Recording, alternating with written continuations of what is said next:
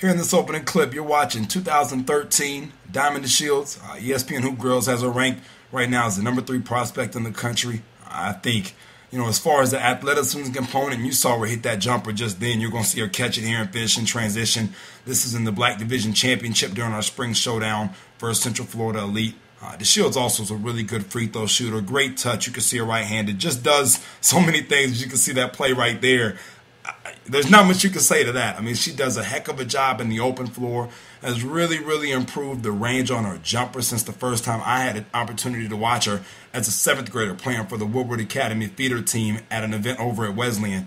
When she's dialed in like she was on this day, there aren't very many players in the country at any classification, whether that be freshman, sophomore, junior, or senior, they can do much with her. Drawing charges, just the total package when she comes ready to play like that. Continuing to work on her game, continuing to build her overall skill set is always something that you can look for her to continue doing. But her ability to play above the rim, to play in the open floor, she gets that clean pick right there and finishes, makes her really tough. She actually had played on Saturday in the state all-star game down in Savannah. Drove 5 hours back to the house, played again on Saturday night before playing in this game on Sunday. So, obviously from a physical standpoint, had practiced a couple times on Friday, had been working. So for her to come out and give out this performance on this big of a stage is something that definitely was noteworthy. We talked a lot about in the office, with Deshields, her getting to the point as a player and her maturation, where in these big games, she really is dominant and leaves what we call a stamp.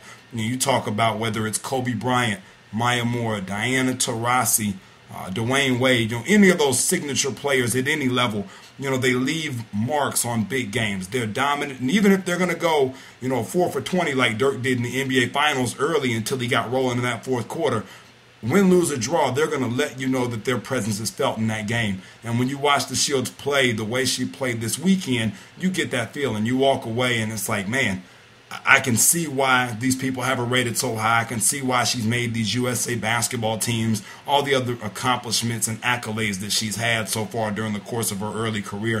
And that's one of the reasons, too, from a recruitment standpoint, all the heavy hitters are on her. UConn, Maryland, Duke, North Carolina, Tennessee, all would love to have Deshields in her services. Father played Major League Baseball. Her brother's coming through the pipeline now, actually in the minor leagues.